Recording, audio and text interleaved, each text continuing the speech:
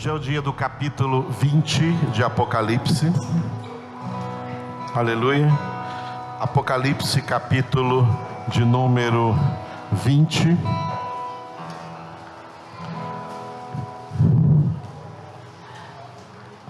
Quarta-feira, o capítulo 21.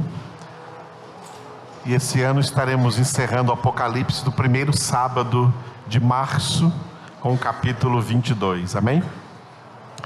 E domingo que vem, o primeiro domingo do mês, o boletim. E depois, na outra quarta-feira, retomaremos então o Evangelho segundo João, a partir do capítulo 15. Terminamos o capítulo 14, vamos entrar no capítulo 15. A nossa programação de do ano inteiro como filhos de Deus, não é outra coisa senão meditar na sua palavra. Aleluia. O capítulo 20 traz o texto profético acerca dos 1000 anos que terão início logo após a grande tribulação. A grande tribulação encerrar-se-á com a guerra do Armagedon. E após essa guerra, nessa guerra, a terra será salgada pelo fogo.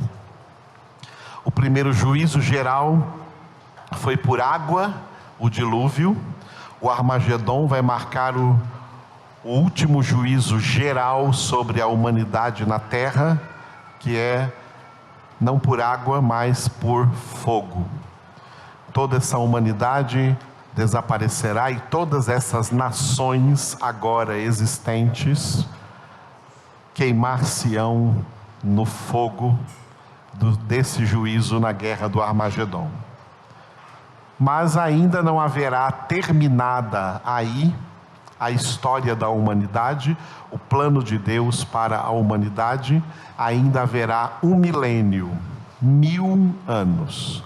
Nesses 1000 anos, nós vamos ler aí em Apocalipse 20, uma nova humanidade será gerada na terra, na total ausência de Satanás.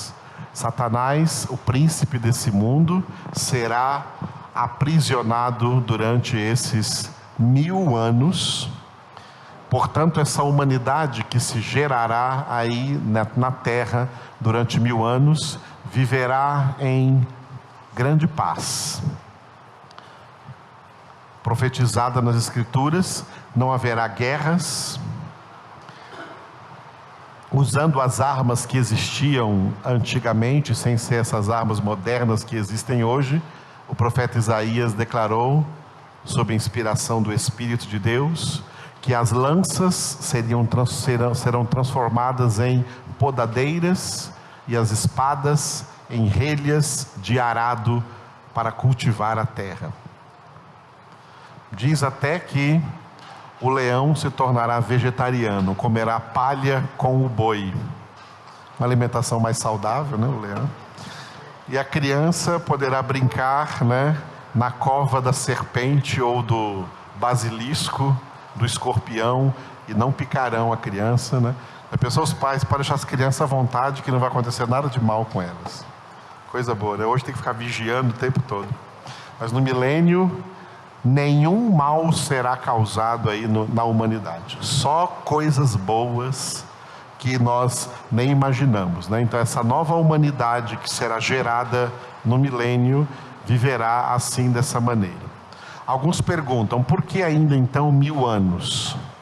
Porque de acordo com a Escritura Sagrada, o número dos eleitos de Deus, cujos nomes estão escritos no livro da vida do Cordeiro, esses eleitos, no plano original de Deus, desde antes da fundação do mundo, seriam chamados durante toda a história da humanidade em 3 períodos que dividem essa história. O primeiro período já passou, que foi o período do Antigo Testamento, da Antiga Aliança, de Adão até Cristo. O período que foi do primeiro Adão ao último Adão, Jesus Cristo. Da primeira vinda de Jesus até a grande tribulação que encerrará com a guerra do Armagedon, esse é o segundo período, é o nosso período, que também é chamado de o período da igreja.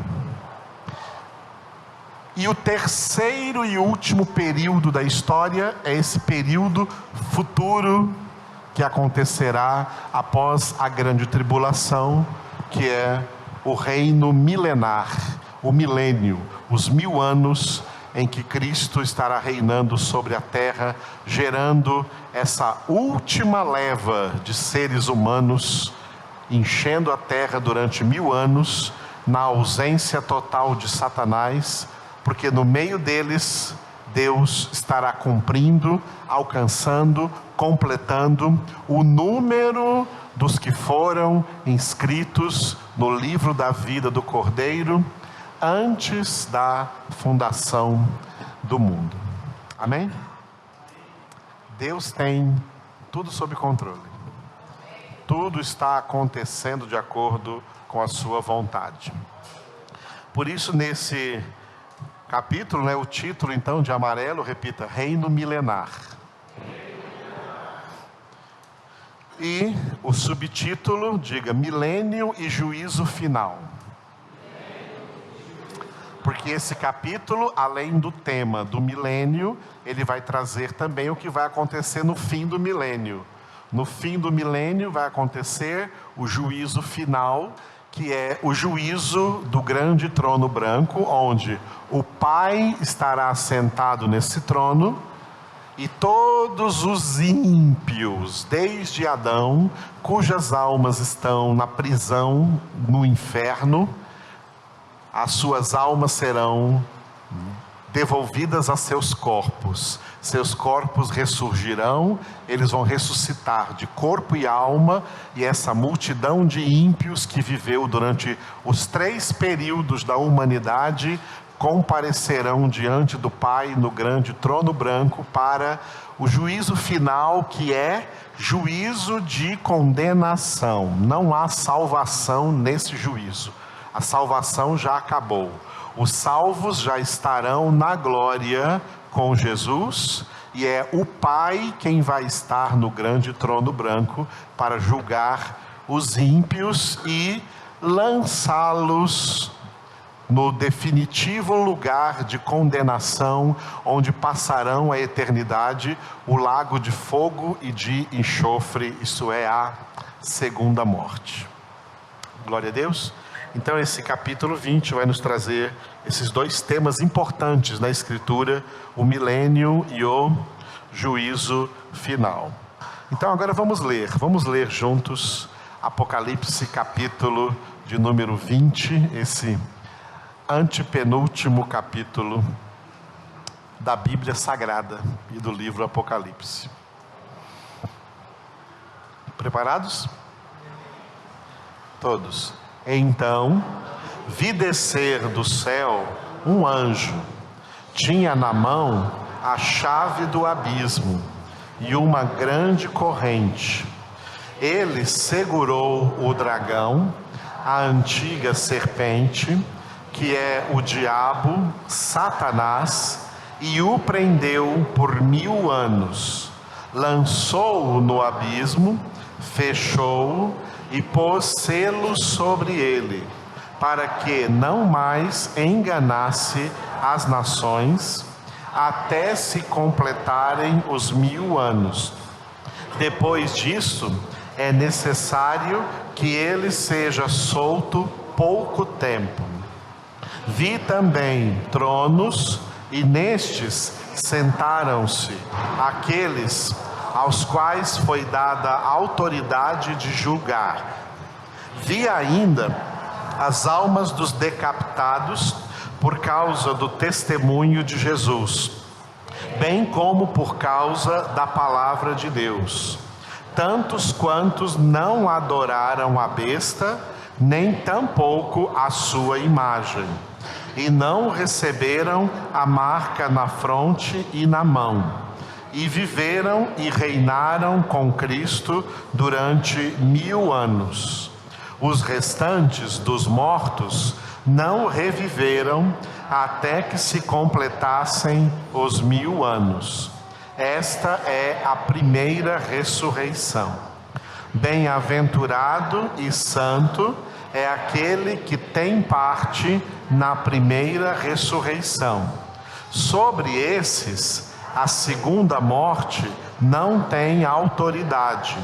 Pelo contrário, serão sacerdotes de Deus e de Cristo, e reinarão com ele os 1000 anos. Quando, porém, se completarem os 1000 anos, Satanás será solto da sua prisão e sairá a seduzir as nações que há nos 4 cantos da terra, Gog e Magog, a fim de reuni-las para a peleja. O número dessas é como a areia do mar. Marcharam então pela superfície da terra e sitiaram o acampamento dos santos e a cidade querida. Desceu, porém, fogo do céu e os consumiu.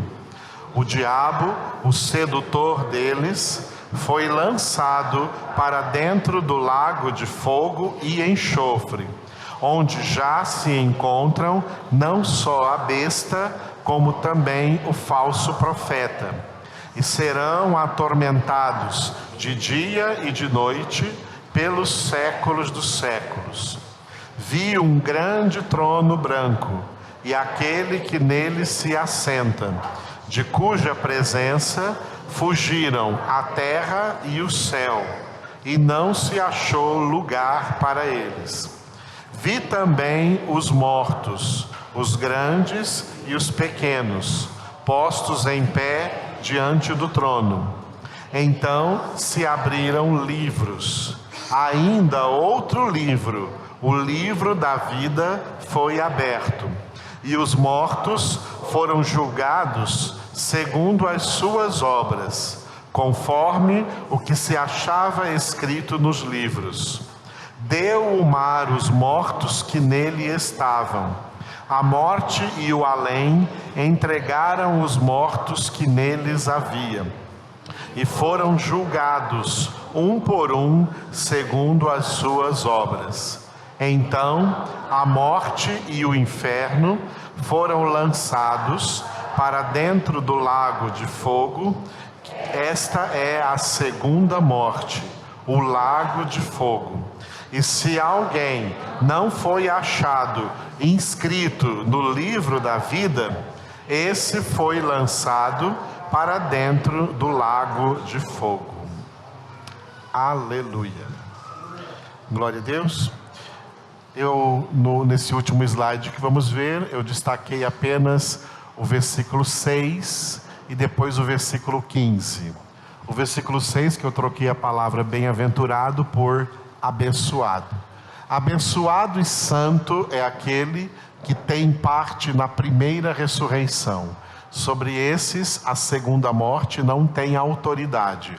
Pelo contrário, serão sacerdotes de Deus e de Cristo e reinarão com ele os 1000 anos. Repitam. Abençoado e santo é aquele que tem parte na primeira ressurreição. Sobre esses, a segunda morte não tem autoridade. Pelo contrário, serão sacerdotes de Deus e de Cristo, e reinarão com eles os 1000 anos. E eu destaquei também o Apocalipse, capítulo 20, versículo 15, último versículo. E se alguém não foi achado inscrito no livro da vida, esse foi lançado para dentro do lago de fogo. Repitam. Se alguém não foi achado inscrito no livro da vida, esse foi lançado para dentro do lago de fogo. Glória a Deus. 2 versículos importantes aqui dentro desse contexto e algumas coisas importantes que nós temos que meditar a partir dessa palavra.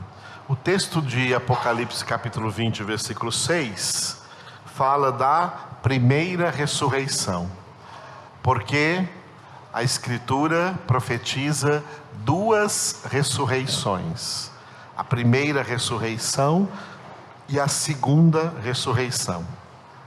A primeira ressurreição é a ressurreição dos justos, a ressurreição dos salvos. Essa ressurreição já começou. O primeiro justo já foi ressuscitado, Jesus.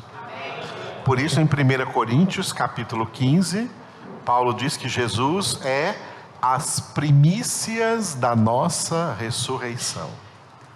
Primeiro ele ressuscitou. A primeira ressurreição que já começou, ela vai continuar no início da grande tribulação. Eu gostaria de fazer um adendo aqui a vocês, nisso que eu falo para vocês aqui na igreja. Eu não prego para vocês aqui teologia de teólogos acerca de nenhum tema bíblico, porque os teólogos são divergentes uns dos outros, eles se contradizem. Eu prego o que a Bíblia diz. A escatologia bíblica, por exemplo, ainda agora eu estava conversando com o Fabinho aqui antes da reunião, porque nas divergências dos teólogos, eles criam linhas diferentes de pensamento. E aí existem, por exemplo, a linha pré-tribulacionista e a linha mesotribulacionista. Okay? Que palavrão é esse, pastor? Que coisa é esse? Que é isso? É por isso que eu não prego essas coisas.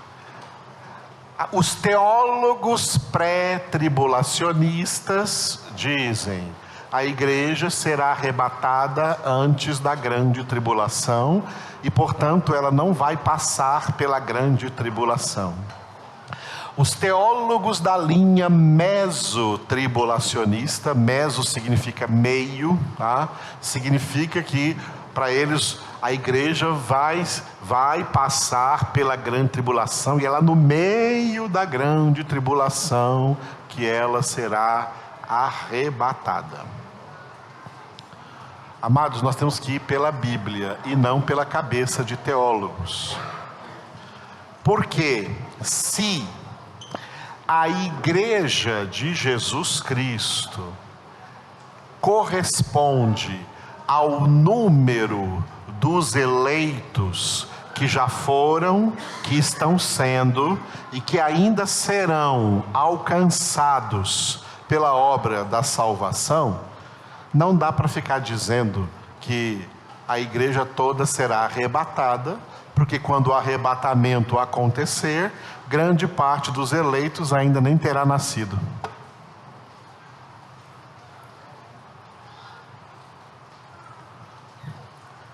Portanto, essa é uma doutrina contradizente com a realidade bíblica. Nós temos que ler, de acordo com a Bíblia, a ordem em que estes eventos escatológicos, estes eventos que marcarão aí o fim do mundo, ou que Jesus chamou de a consumação do século, a ordem em que eles vão acontecer. A primeira coisa que vai acontecer e que já está acontecendo como um sinal da proximidade da grande tribulação, é em primeiro lugar o que Jesus profetizou, leia comigo aí, em Mateus capítulo 24. Em Mateus capítulo de número 24, ouve-se a voz do Senhor, irmãos. Ok? Troveja o Deus da glória. Os filhos se alegram, não se assustam. Papai está falando conosco. Aleluia. Então, Mateus capítulo 24, versículo 12. Versículo 12. E por se multiplicar a iniquidade, o amor se esfriará de quase todos. Leiam.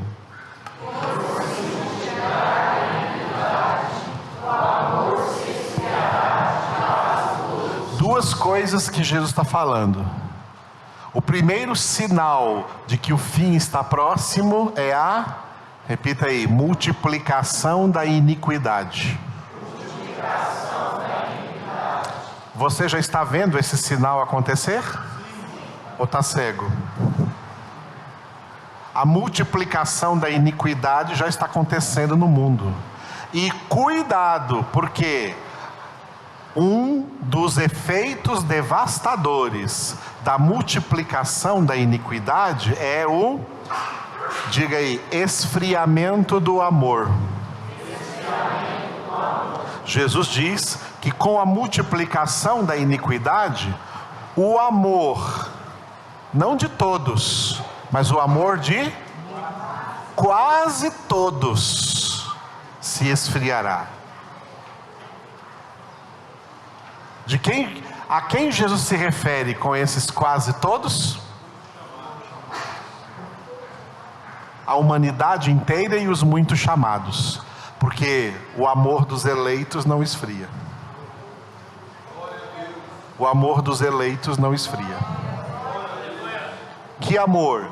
Amor a Deus e amor ao próximo. O amor a Deus, o amor ao próximo. O amor a Deus, conforme diz no Antigo Testamento: amarás o Senhor teu Deus de todo o teu coração, de toda a tua alma e com todas as tuas forças. E o amor ao próximo, conforme disse Jesus em João, capítulo 13, versículo 34. Novo mandamento vos dou: amai-vos uns aos outros, como eu vos amei. Esse amor não esfria nos eleitos, porque está escrito em Romanos 5,5 que esse amor é derramado em nossos corações pelo Espírito Santo. Mas em quem não é eleito, esse amor vai esfriar. É por isso que tem um monte de crente chamado que não demonstra mais nenhum amor a Deus, nenhum amor a Jesus, nenhum amor à sua palavra, nenhum amor ao próximo. João 14, 23, Jesus disse: se alguém me ama, a prova disso é que guardará a minha palavra. E meu Pai o amará, e nós viremos para ele e faremos nele morada. Quem não ama Jesus, a primeira coisa que acontece é que não gosta da palavra, não gosta de Bíblia, não tem o seu prazer na lei do Senhor. O eleito, como diz no Salmo 1, tem o seu prazer na lei do Senhor e nela medita de dia e de noite. Por isso que nunca vai se esfriar. O eleito não se esfria. O eleito não se esfria. O eleito não se esfria. Como eu vou saber, pastor, se eu sou eleito? Está frio ou quente? O eleito não se esfria. Eu nunca me esfriei na minha vida, tenho 37 anos de crente. Nunca. Em toda a minha vida.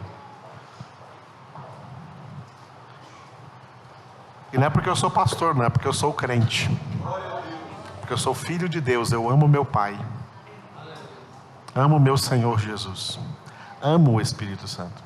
Amo a sua palavra. Não há um dia na minha vida em que não medite nela profundamente.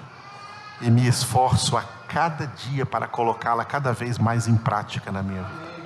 Luto contra a minha natureza pecaminosa e procuro me santificar. Por isso, quando eu falo dessas coisas para vocês, eu tenho autoridade para falar, porque eu faço o que eu prego para vocês.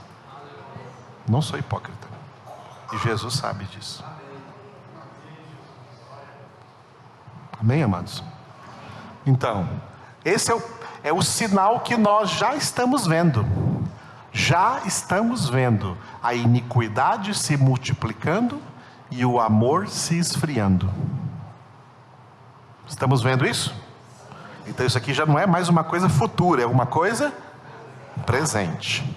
Uma coisa futura, a grande tribulação, ela virá. A grande tribulação virá. Mas o que vai acontecer antes da grande tribulação vir? Abrem 2 Tessalonicenses. 2 Tessalonicenses. Segunda carta de Paulo aos Tessalonicenses, capítulo 2. Surgiu, ainda lá no primeiro século, uma heresia, uma fofoca herética, de que Jesus já teria voltado, e já teria levado os seus eleitos para o céu. É claro que era mentira, e essa foi a razão pela qual Paulo escreveu aos Tessalonicenses pela segunda vez. E no capítulo 2 ele disse assim, leiam comigo, desde o primeiro versículo, desde o primeiro versículo até o versículo 3. 2 Tessalonicenses 2, de 1 a 3, todos juntos. Irmãos, no que diz respeito à vinda de nosso Senhor Jesus Cristo e à nossa reunião com Ele, nós vos exortamos a que não vos demovais da vossa mente com facilidade, nem vos perturbeis, quer por espírito, quer por palavra, quer por epístola, como se procedesse de nós, supondo tenha chegado o dia do Senhor. Ninguém de nenhum modo vos engane, porque isto não acontecerá sem que primeiro venha a apostasia e seja revelado o homem da iniquidade, o filho da perdição. Aleluia. O primeiro versículo, Paulo fala da nossa reunião com Jesus. Que reunião é essa? A reunião dos salvos com Jesus sobre as nuvens, quando Jesus vier. Porque a segunda vinda de Jesus vai acontecer em duas etapas. Primeira etapa, ele vem no início da grande tribulação sobre nuvens. Quem está na terra não o verá. Só os salvos que se reunirem com ele sobre nuvens, os ressuscitados e os que forem arrebatados. Essa é a data do arrebatamento, para reunir com Jesus sobre nuvens. Reunidos com Jesus sobre nuvens, Jesus os levará para a glória, e aqui na terra terá começado a grande tribulação. Tá? Antes, ele diz no versículo 3, que ninguém de nenhum modo vos engane, porque essa nossa reunião com Jesus lá sobre nuvens, ela não acontecerá sem que primeiro venha a apostasia. Primeiro vem a apostasia. O que é isso?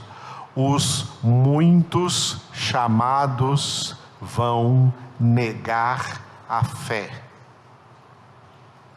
A Bíblia fala de duas apostasias: a apostasia moral e a apostasia intelectual.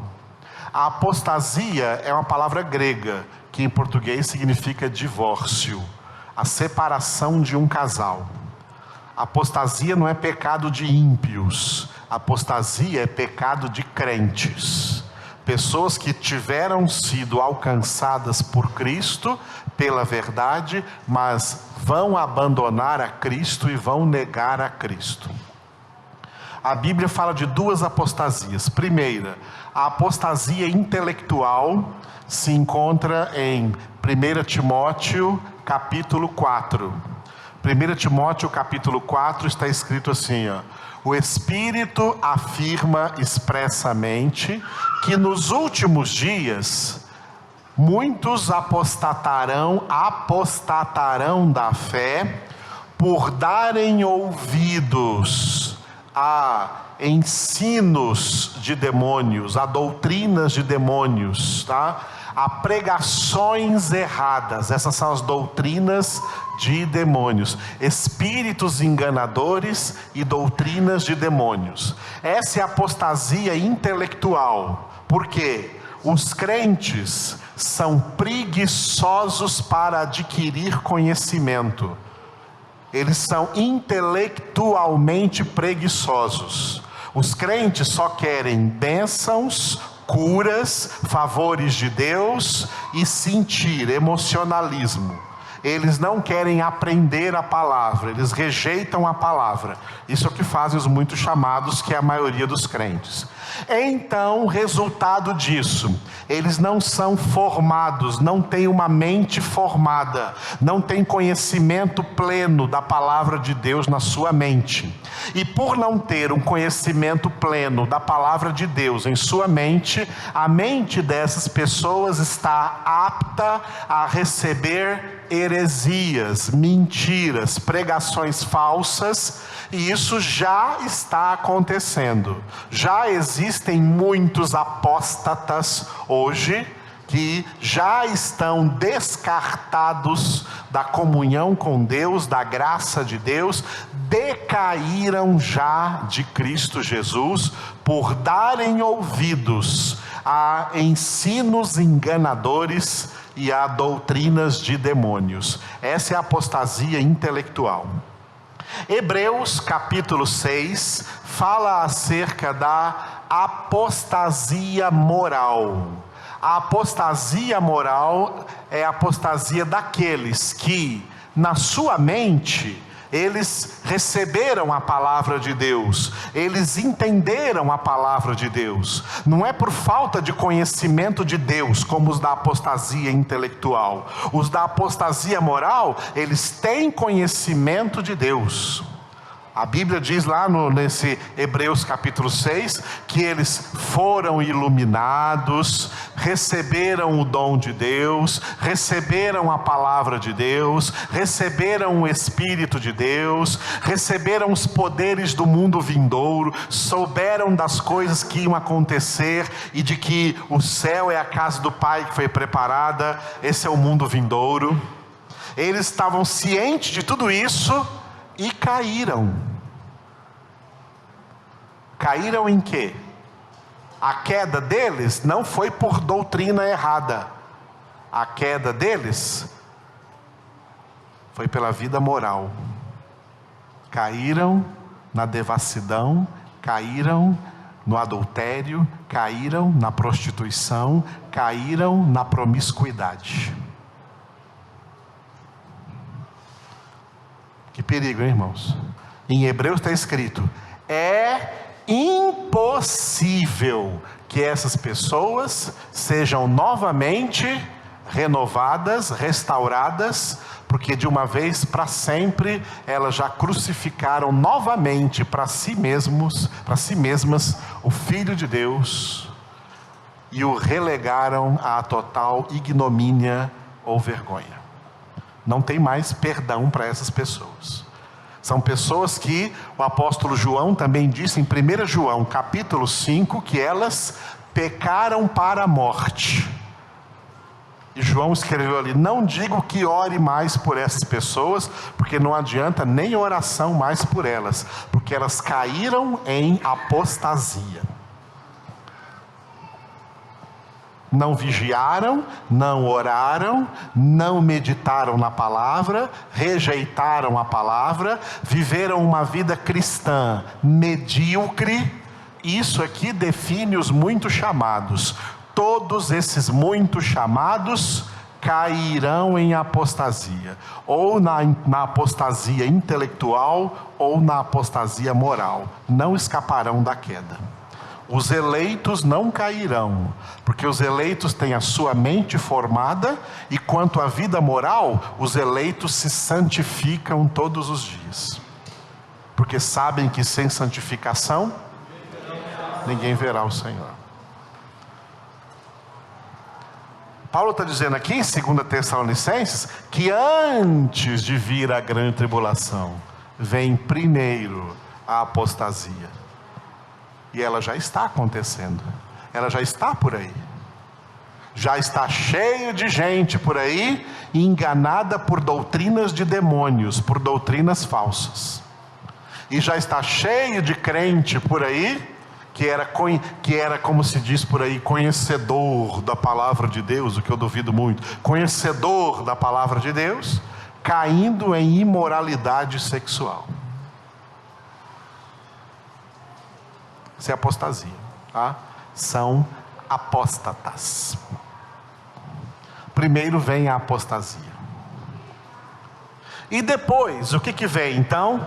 A segunda metade do versículo 3 aí. Seja revelado o homem da iniquidade, o filho da perdição. O homem da iniquidade, o filho da perdição, é o anticristo, que conforme nós já lemos, ele vai surgir com a abertura do primeiro dos 7 selos. Está lá em Apocalipse 6. Quando o anjo abriu o primeiro selo, veio um cavalo branco e o seu cavaleiro. Esse cavalo branco, esse cavaleiro nesse cavalo branco, não era Cristo, é o anticristo, que Paulo chama aqui de homem da iniquidade, o filho da perdição. Este evento, a abertura do primeiro selo, já é o primeiro evento da grande tribulação. Quando isso acontecer, já terá acontecido a ressurreição e o arrebatamento, que Paulo descreveu, volte aí agora na sua Bíblia, em 1 Tessalonicenses capítulo 4. 1 Tessalonicenses capítulo 4. 1 Tessalonicenses capítulo 4, e nós vamos ler juntos, do 13 ao 18. Amém? Prontos? 1 Tessalonicenses 4, de 13 a 18, todos juntos.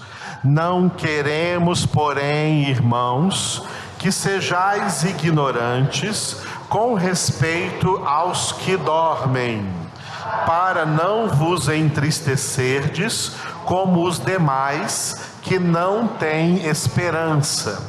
Pois se cremos que Jesus morreu e ressuscitou, assim também Deus, mediante Jesus, trará em sua companhia os que dormem. Ora, ainda vos declaramos, por palavra do Senhor, isto: nós, os vivos, os que ficarmos até a vinda do Senhor, de modo algum precederemos os que dormem. Porquanto o Senhor mesmo, dada a sua palavra de ordem, ouvida a voz do arcanjo e ressoada a trombeta de Deus, descerá dos céus, e os mortos em Cristo ressuscitarão primeiro. Depois nós, os vivos, os que ficarmos, seremos arrebatados juntamente com eles entre nuvens, para o encontro do Senhor nos ares, e assim estaremos para sempre com o Senhor. Consolai-vos, pois, uns aos outros com estas palavras. Versículo 16 fala da ressurreição dos justos. Eles ressuscitarão primeiro. E o versículo 17 fala do arrebatamento dos eleitos convertidos que estiverem na terra. Eles não serão ressuscitados porque não passarão pela morte. Eles serão arrebatados em vida e se encontrarão com Jesus naquela reunião com Ele nos céus, sobre nuvens. Aleluia. O arrebatamento destes eleitos acontece no mesmo tempo em que começa na terra a grande tribulação, a abertura do primeiro selo, a vinda do anticristo. Estes eleitos que serão retirados da terra, eles são representados na igreja de Filadélfia, que nós lemos em Apocalipse capítulo 3, versículo 10, aonde Jesus disse para esses eleitos: porque guardaste a palavra da minha perseverança, também eu te guardarei da hora da provação que há de vir sobre o mundo inteiro, para experimentar os que habitam sobre a terra. Estes eleitos é que serão guardados de passar pela grande tribulação, serão arrebatados. Mas dentro da grande tribulação ainda existirão eleitos, que até a data do arrebatamento ainda não eram convertidos, mas que se converterão dentro da grande tribulação, conforme nós apregamos aqui em Apocalipse capítulo 7, porque na grande tribulação haverá um grande avivamento, onde um grande número de judeus, representados por 144 mil, e um número incontável de pessoas de todas as nações, tribos e línguas, serão convertidas dentro da grande tribulação, e são eleitos de Deus, porque Apocalipse 7 disse, o Senhor disse para João: estes são os que vêm da grande tribulação, eles lavaram e alvejaram suas vestes no sangue do Cordeiro, razão porque se encontram de pé diante da sua presença, e o Senhor Deus enxugará todas as lágrimas dos seus olhos. Estes são os que serão salvos, os eleitos salvos dentro da grande tribulação. Então não dá para dizer assim, a igreja vai ser arrebatada antes, durante ou depois da grande tribulação. Essa perguntinha é muito tolinha, amados. A igreja é o número dos eleitos. Antes da grande tribulação tem eleitos, durante a grande tribulação tem eleitos, depois da grande tribulação, no milênio, tem eleitos. O número dos eleitos não se completou ainda. Os eleitos que estiverem perseverando na sua santificação, quando Jesus vier sobre nuvens e ressuscitar os justos, estes eleitos serão arrebatados.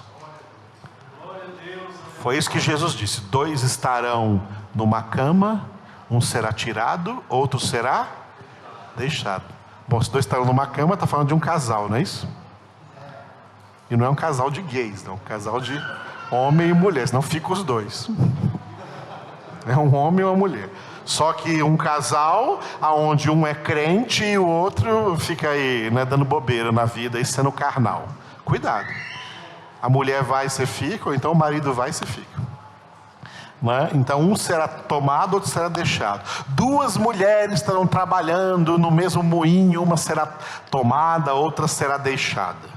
Essa é a doutrina bíblica do arrebatamento, cujo evento é marcado aqui, no início da grande tribulação, para começar a grande tribulação. Logo após o arrebatamento, começa a grande tribulação. Muitos crentes eleitos, pode existir crentes eleitos que não serão arrebatados, porque até o dia do arrebatamento, eles estavam se comportando como crentes chamados, como crentes relaxados. E aí quando eles virem que não forem arrebatados, eles vão colocar a cara no pó e vão verdadeiramente ser eleitos de Deus, e aí vão aprender a lição, porque dentro da grande tribulação a coisa vai ser feia nessa terra.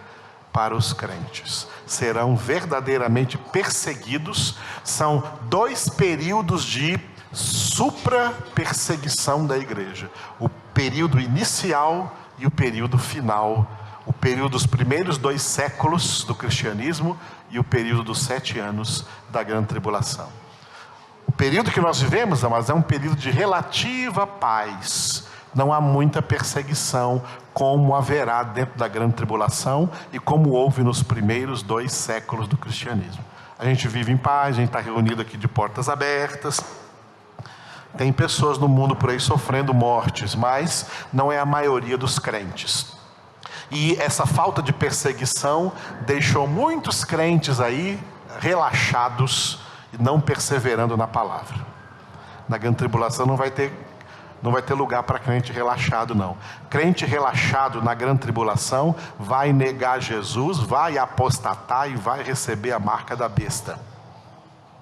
Crente eleito na grande tribulação não vai receber a marca da besta, porque tem o selo do Espírito e vai até dar a vida por Jesus, vai morrer por causa do nome de Cristo Jesus, porque haverá perseguição dura contra eles. Aleluia, amados. A primeira etapa da segunda vinda de Jesus, então, é antes da grande tribulação, para a ressurreição e o arrebatamento. Aí Jesus só volta na segunda etapa da grande tribulação, no fim dos 7 anos, para a guerra do Armagedon, que nós vimos ontem à noite. Aí vem Jesus no cavalo branco, que está em Apocalipse 19. O cavalo branco de Apocalipse 6 é do anticristo. E o cavalo branco de Apocalipse 19 é o de Jesus. Aí Jesus vem para dar um fim nessa história atual que nós estamos vivendo, com a guerra do Armagedon, e começar então o reino milenar de Cristo. E todos os eleitos de Deus reinarão com ele os 1000 anos. Há muitas dúvidas, muitas perguntas acerca do milênio. Por quê? Porque para nós, do nosso ponto de vista, o milênio está no futuro, é futurista. E nós precisamos compreender que muitas profecias futurísticas somente serão compreendidas quando chegar a hora. Então, como tudo será exatamente no milênio, não tem como a gente saber, porque não chegou ainda. Só quando chegar é que vamos saber. Como reinaremos com Cristo esses 1000 anos aí, sobre a nova humanidade na terra, não sabemos, só saberemos lá. Como julgaremos os anjos, como Paulo disse em 1 Coríntios 8? Não sabemos, só quando essa data chegar é que nós vamos saber. Até mesmo o arrebatamento, como que vai ser mesmo isso aqui? As pessoas estão criando aí filmes e novelas, né, sobre isso aqui, sobre arrebatamento, cada um de um jeito, né? Uns as roupas ficam voando, outras as roupas ficam dobradas. Como é que vai ser esse negócio? Só saberemos quando chegar. Não adianta ficar fazendo conjecturas de como isso vai acontecer. Só saberemos quando acontecer. Ah, é assim, Jesus caprichou, hein? Entenderam? Porque ele vai fazer tudo como está profetizado. Tudo está profetizado. Agora, como exatamente em detalhes, esses detalhes não estão revelados. Então nós não temos que ficar, criando, imaginações de como será aquilo que não está revelado. Mas só aquilo que, com certeza, sabendo que vai acontecer, mas não exatamente como vai acontecer, que só saberemos quando acontecerem. Por isso, o que nós sabemos com certeza que temos que fazer hoje? Vocês já aprenderam essa lição. E eu espero que aprendam na prática. Porque a coisa é séria. É verdade. É palavra de Deus. É propósito de Deus. Aleluia. É claro que os eleitos são aqueles cujos nomes estão escritos no livro da vida do Cordeiro, e eles se santificarão até o fim de suas vidas. Eu gostaria muito que cada um de vocês aqui, sem pular nenhum aqui, fossem eleitos. Eu amo demais todos vocês. Queria ver todos do céu. É por isso que eu prego para vocês se santificarem. Em nome de Jesus.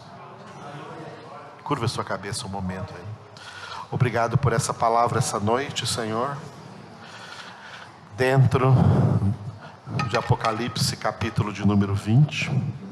Nós te louvamos e glorificamos o teu nome por tudo quanto o Senhor falou conosco e falou aos nossos corações. Que nós possamos perseverar na tua palavra, na fé, na obediência ao Senhor todos os dias. Obrigado pela chuva que cai sobre a terra. Obrigado pela tua voz nos trovões, iluminando nos relâmpagos e iluminando o nosso interior com a tua palavra, porque lâmpada para os nossos pés é a tua palavra e luz para o nosso caminho, para o nosso caminhar, para caminharmos na fé, caminharmos na esperança, caminharmos no amor, em nome de Cristo Jesus. Obrigado, Senhor. Aleluia. Vamos continuar.